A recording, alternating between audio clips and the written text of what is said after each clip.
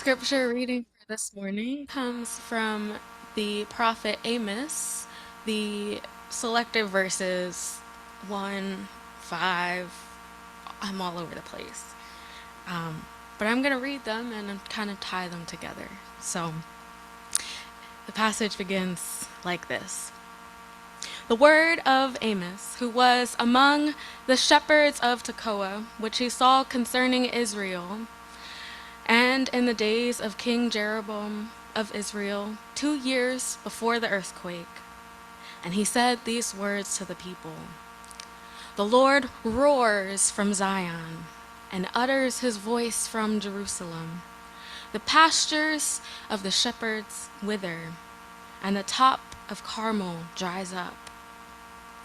Seek good and not evil, that you may live. And so the Lord, the God of hosts, will be with you, just as you have said. Hate evil and love good. Establish justice in the gate. It may be that the Lord, the God of hosts, will be gracious to the remnant of Joseph. I despise your festivals, and I take no delight in your solemn assemblies. Even though you offer me your burnt offerings and your grain offerings, I will not accept them. And the offerings of well-being of your fatted animals I will not look upon. Take away from me the noises of your songs.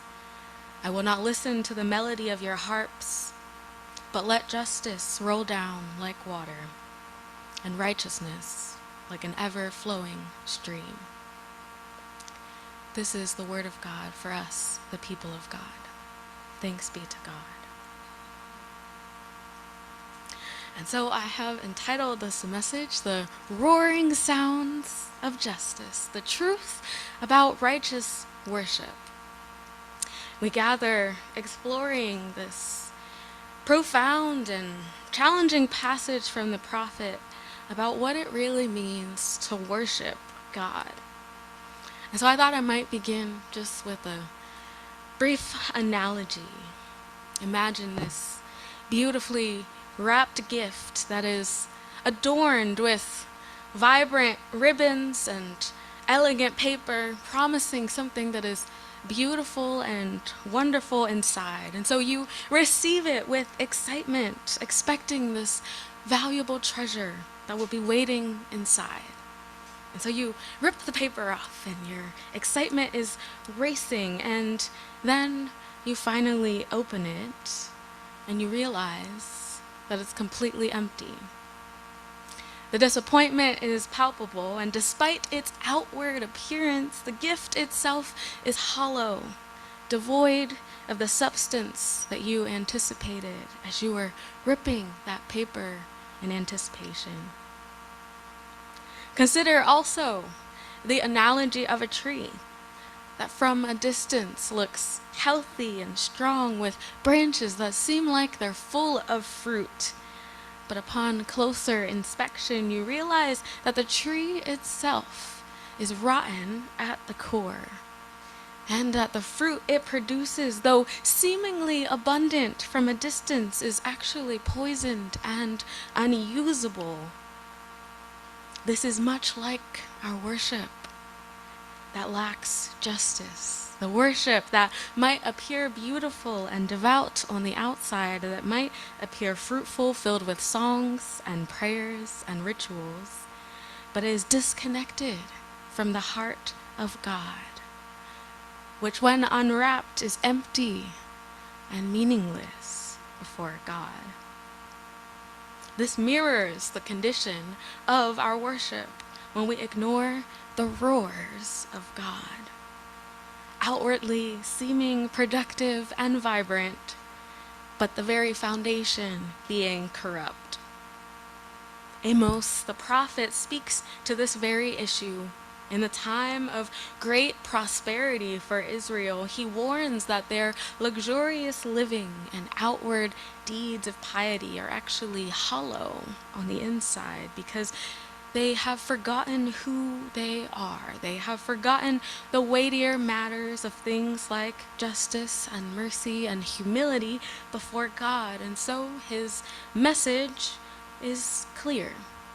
True worship is not just about the outward symbols or rituals, but living a life that reflects the heart of God.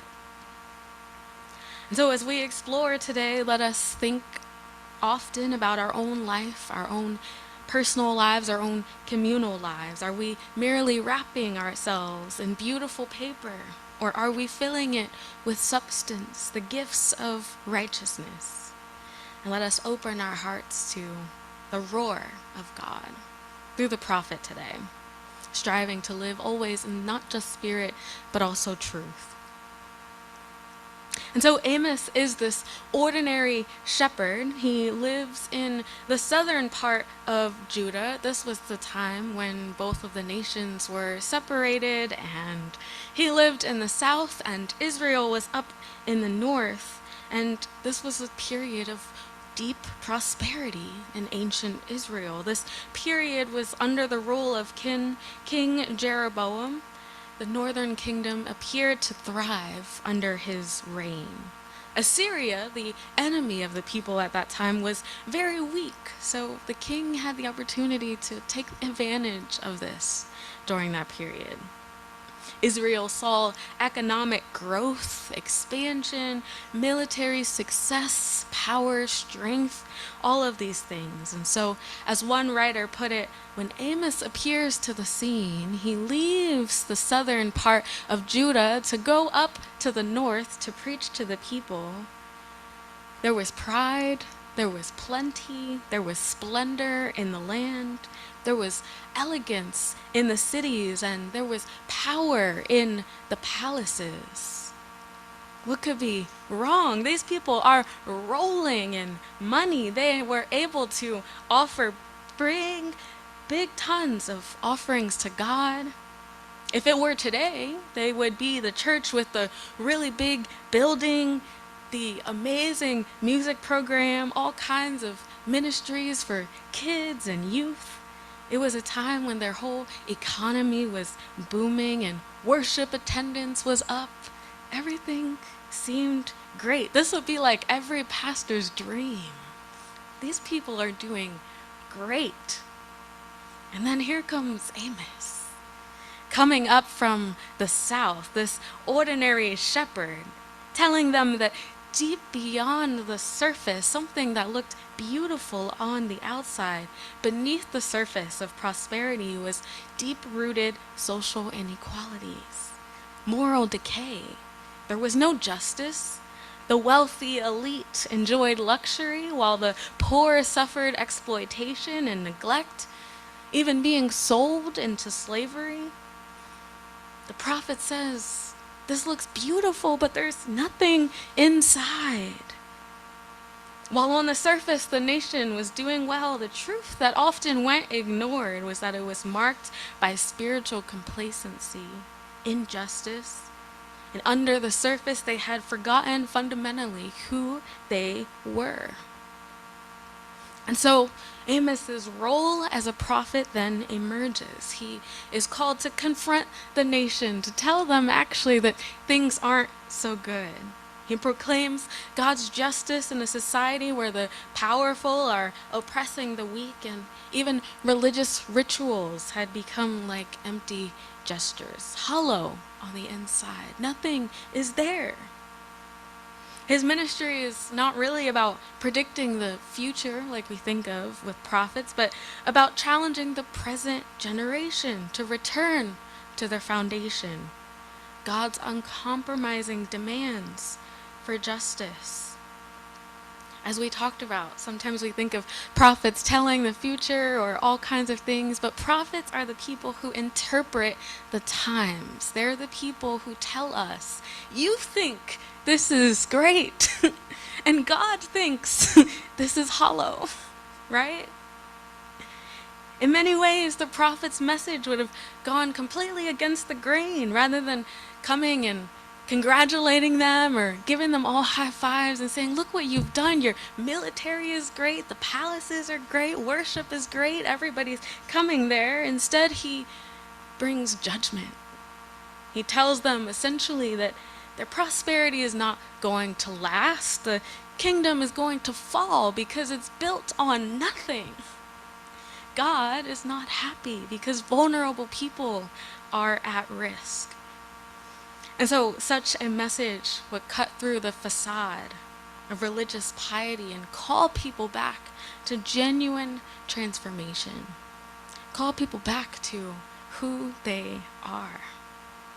And so he's probably not their favorite type of person, right? They thought he was coming because he was happy. And he's not. In the opening verses, we encounter this striking image of God, one that we don't always like to think about, but it talks about God's voice as a roaring lion. It says, the Lord roars from Zion and utters his voice from Jerusalem. The pastures of the shepherds mourn, and the top of Carmel withers. Like some of our prophets hear whispers. Amos didn't hear a whisper or a still small voice like some others in the Bible. No, he heard a voice roaring like a lion, one that throws the shepherds and their flocks into a panic. A roar like a lion that shakes up the earth's foundation itself, that dries up the pastures and withers the mountains down to nothing. The roar of God symbolizes divine power. Not just an announcement of impending consequences, but also a call to accountability for those who have exploited others for their own gain. Your prosperity is at the expense of someone else. That is what makes God roar. And so there is this vivid imagery, a sound that commands attention which cannot be ignored. A roar that awakens us from spiritual slumber, from the slumber of thinking things are so great and wonderful. Amos conveys this sense of disappointment, aversion, and even passion of God. This is the type of God where even though humans might be callous to it, God cannot keep silent. Terrible is God's voice in this passage because of God's heart and passion. These are my people. This is not a God who is unaffected by human suffering. This is a God who does not take injustice lightly. This is a God who people must reckon with. These are the people that I love. And so just as the roar of a lion disrupts the tranquility of the wilderness, God's voice disrupts the complacency, the ignoring of what lies beneath the surface. It challenges us to examine our lives, to confront areas where we may have grown indifferent or unknowingly participated in harmful situations. And so the prophet urges the people to actively pursue what is good, a direct call to transform their behaviors and align their actions with God's heart. And so what was it that the people really were doing? If I had read from verses 6 through 8, the Lord brings upon them all of their indictments. In this passage, it says, "For 3 transgressions of Israel and for 4, I will not revoke punishment, because they sell the righteous for silver and the needy for a pair of sandals, those who trample the head of the poor into the dust of the earth and turn aside to the ways of the afflicted, so that my holy name is profaned. They lay themselves down beside every altar, on garments taken in pledge, and in the house of their God they drink the wine of those who have been fined. You who turn justice to wormwood and cast down righteousness to the earth." These are the indictments that come from the prophet. He tells people to pursue what is good, to establish justice in the gate, The gate is what refers to the place where legal and business transactions take place. It is the public sphere, a place where justice should be upheld. For the prophet Amos and for most of our prophets, they emphasize that our righteousness is demonstrated not just through our rituals, but also through establishing justice in these everyday transactions, everyday relationships with people, everyday distributions of power and money and resources. True faith for them is reflected not just in our individual piety, but also in fairness and equity in our community. For the prophets, God desires a holistic worship that accompanies everything we do. The pursuit of good, the rejection of evil, these just aren't abstract things. These are things that permeate all aspects of life, including what we do in the gate, the social, economic, political spheres. And so there is all of this passion that God has for economic exploitation, oppression of the poor, corruption in the legal system. And Amos goes on to say, the Lord will not respond to or accept worship that is hollow. The Lord will not smell the burnt offerings or look at the offerings that are brought in the form of animals. The Lord will not listen to the songs or the music of the festivals forever. The Lord will not take part in this experience of worship. And sure, this is a stark and sobering message, but the rituals are offensive because they lack the foundational elements of who the people were called to be. True worship that is about living out God's principles in all aspects of life. True worship that doesn't keep us disconnected from our everyday actions, our treatment of the poor, the vulnerable, the overlooked, the marginalized. But often in church today, we hear people say things like, the church should focus solely on spiritual things. And what they really mean is we should focus on prayer and worship and teaching the Bible. And they say things like, we come to church to seek peace and spiritual growth. The world's problems we should leave at the door. The political problems we should leave at the door, because this is a place for spiritual things. The prophets do not make that distinction at all. For the prophets, spiritual growth is everything we do. Spiritual growth is enriched, not hindered, by our conversations about justice and service. The two for them are always interconnected. If we want God to receive and welcome and be excited about our worship, the two are always connected. Love of God, love of people, love of community, worship of God in the building, and justice in the world. The way we express our worship is reflected in how we organize our life together, our common life shared together in society, in church, in the political arena. So for us, it is not about choosing one or the other. It's about the kind of actions that our worship inspires. Is our worship one that causes us to think, this is a place for us just to be spiritual? It has nothing to do with that stuff. Or is it a place that inspires us to engage real issues that impact real people? Otherwise, we risk our worship being like the beautiful gift that has nothing inside. The prophet's message is a prophetic witness against any form of hypocrisy where there is religious passion but justice is absent. Things like distributing goods, things like systems that respond to the needs of those who don't have any influence, things that mean providing opportunities on all levels of society and representation and voice and power and making sure that everyone has those things. That's what he's talking about. He's talking about righteousness that talks about proper relationships, that all members are able to participate. And The verse calls for justice to rain like water, to come on suddenly, to storm, and for righteousness to mimic a stream that provides a steady supply.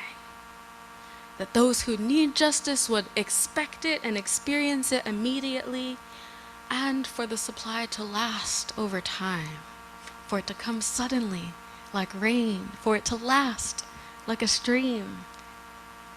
This is one of the most profound examples of a prophet that really acts as the nation's conscience. Aren't we all called to that? Isn't the church called to that? It is no wonder that Dr. King quoted this passage in his speech. Let justice run down like waters, and righteousness like a never-ending stream.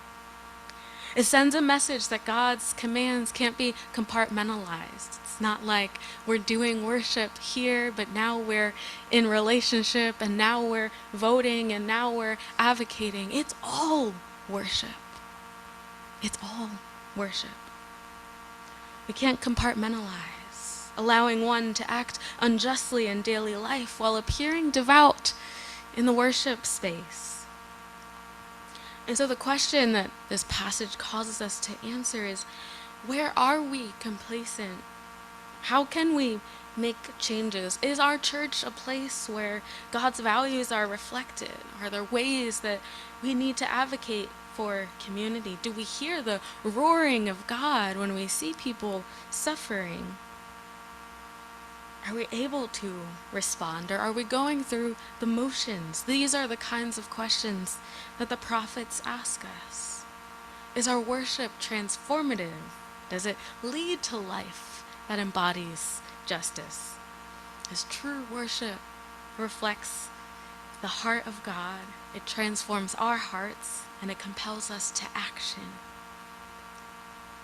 Thankfully, despite the harsh judgments that are come by Amos and all of our prophets, though many of them enter the scene with doom, they always end in hope. There always is a way for you to turn around. There always is a way for you to experience the faithfulness and mercy of God. For God's roaring is corrective, aimed at bringing us back to who we are. It's not a roaring that is meant to end in our destruction, but a roaring that is meant to transform. And so the promise of resurrection and restoration underscores God's passion. Even when we stray, God's heart remains inclined. A redeemer who longs to bring people back into right relationship. But in order to be in right relationship with God, we have to be in right relationship with each other, and right relationship with the earth, and right relationship with every single creature. It's all worship. And so let us move into what right worship really is. Let us think about our lives, our worship, and whether or not it leads to a world that is just or unjust. And let us come back to who we really are meant to be. That justice might run like rain, that it might last like an ever-running stream. Amen. And now is your opportunity to respond with things that might be bubbling up in you, questions you might have, reflections you might have, as we sit with this prophetic message. Aaron Marchetto said, "What a powerful message," with an exclamation mark on the end. Thank you, Aaron. It's good to see you virtually.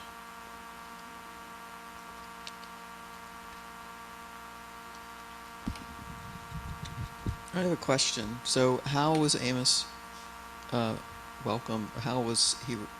How did they respond to him and his day? Do we know? Like, I don't know. I don't think it's a short book. I don't think we get to, it'd be fun to have a sermon about that, to imagine what various responses might have been, because I don't think we get that.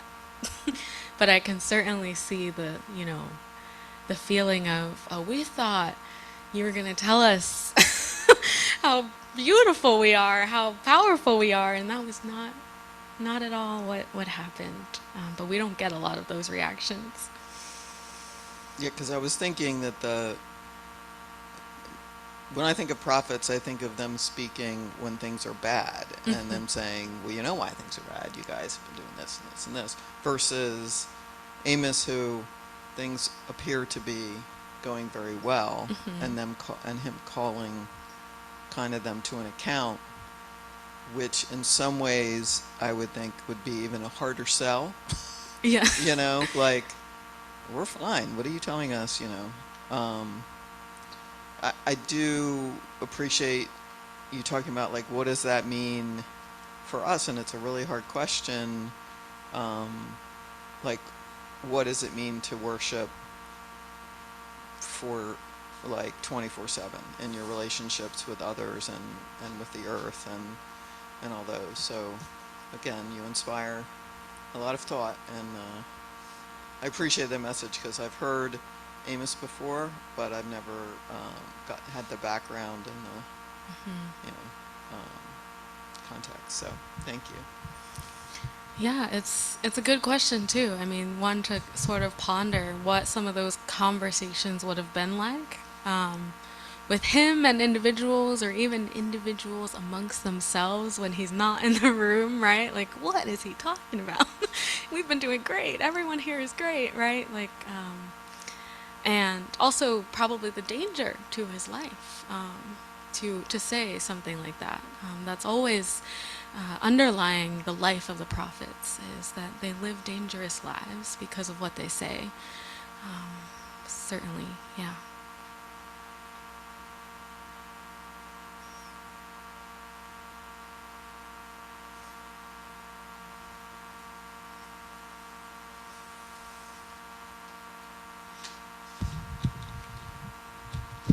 Thank you, Brooke. You always make me have to think a lot.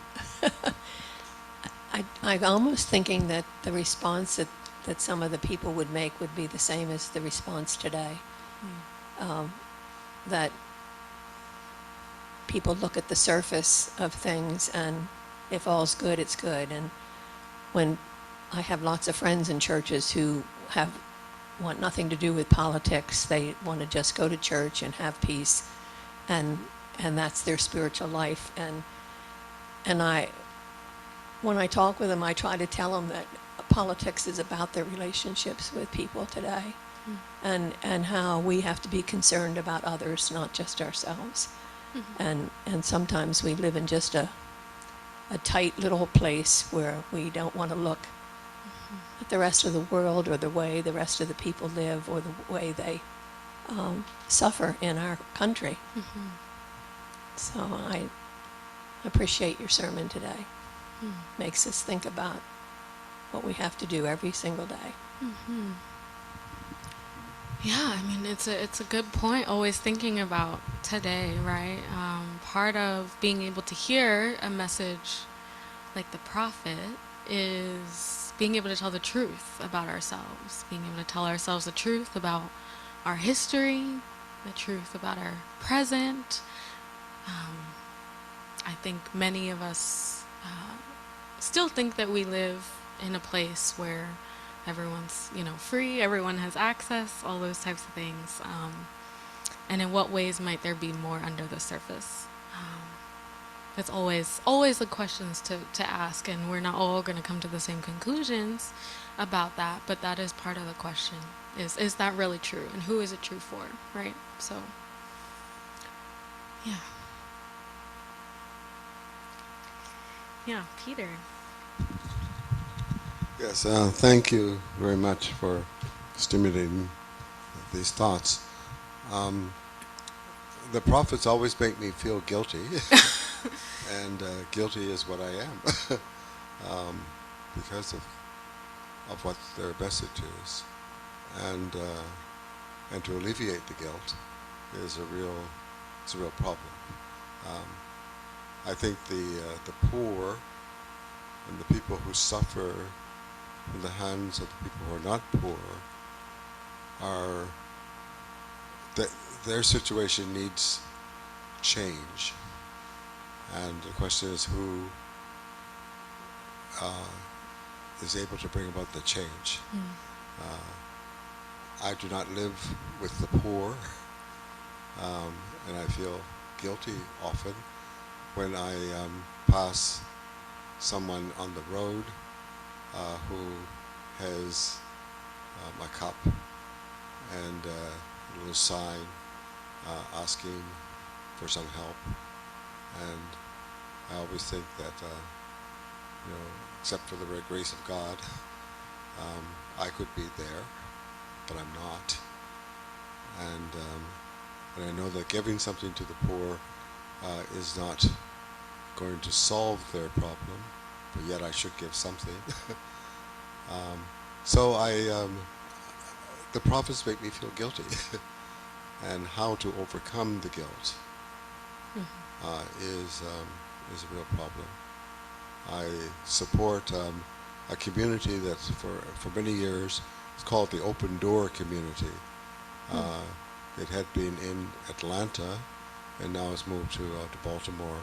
It's taken on a different shape and form, but they've committed their entire lives to prison reform and working with prisoners and working against the system that makes for such conditions as our prisons. And our prisons are not pleasant places to visit, and you wonder how the people in there who are sentenced for many, many years, how they even survive.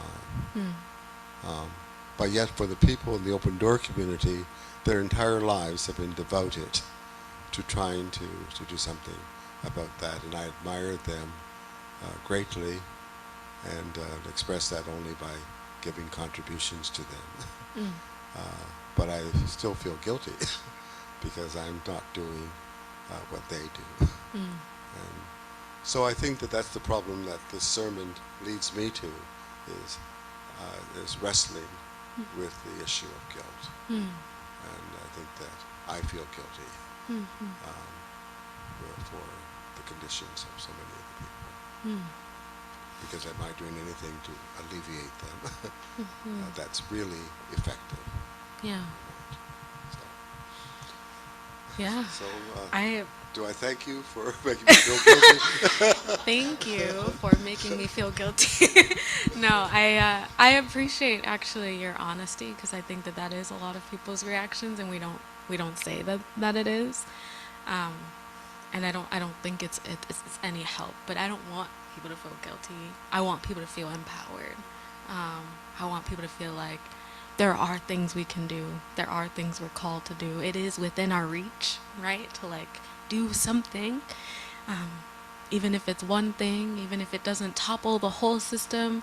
It brought joy that day, right? I want people to feel like help is within reach, that we can always turn around, because the prophets aren't just doom, it's hope. Like, God cares and wants you to turn around, and you can.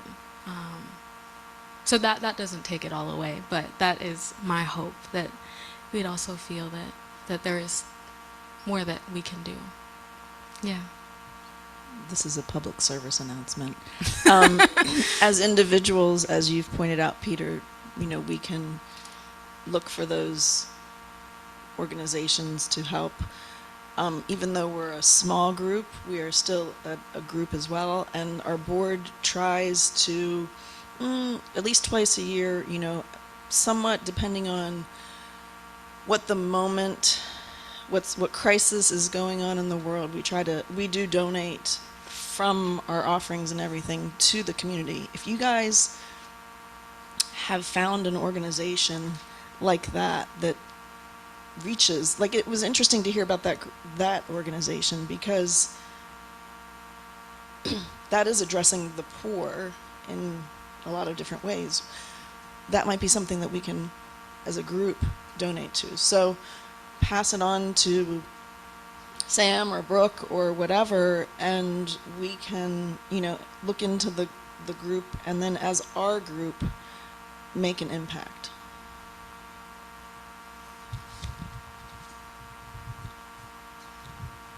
Yes, Adrian.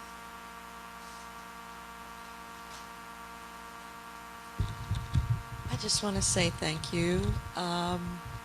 Just even reading the Bible passages, it felt like you're talking about us, and it felt like today, and it didn't feel like, I mean, just in terms of, even though people say, oh, this country's going in the wrong direction, and, blah, blah, blah, when you think about the people who are running the country, I feel like most of them are up here, not only in terms of what Peter was saying about how we live and their economics, and they may talk a good game, but they have no understanding of what it's like to be in jail or to be poor or to have, medical bills that you just don't know how you're going to deal with. And so the whole time that you were talking, yes, I started feeling also guilty, and what are we doing? What is this church doing? And I wasn't going to volunteer to to head up a group to figure out what should we be doing. But that's how it made me feel, that and let's face it, our church is a lot more understanding. I don't think a lot of people probably would not be able to come here because they wouldn't like hearing people talk about what their lives are like. So there are a lot of people that this church is not for. It's for people who can see what needs to be done. So I can only suggest that if someone feels it in their heart that they would like to, start a discussion about what we should be doing, it's probably a good idea. Yeah, thank you for that. I think everything you said is right. I mean, I think there's something very unique about this community, and in some ways, I don't necessarily see this church is not doing anything. I think in a lot of ways, the conversations that we have are honest and authentic about what's happening in the world. The money that we try and give, the issues that we try and raise up, the work that we have tried to do to go against the grain, I think, in what a lot of churches do, I think is really good. And I hope that there is encouragement in that, right? Like, there's always more that we can do. That's always going to be true. Jesus said, you'll always have the poor with you. There's always going to be more for us to do. And I hope that a message like this would be encouraging, that we aren't people who see our worship disconnected from these things. We are people who are always wrestling with how to do better. And that's a great place to be in.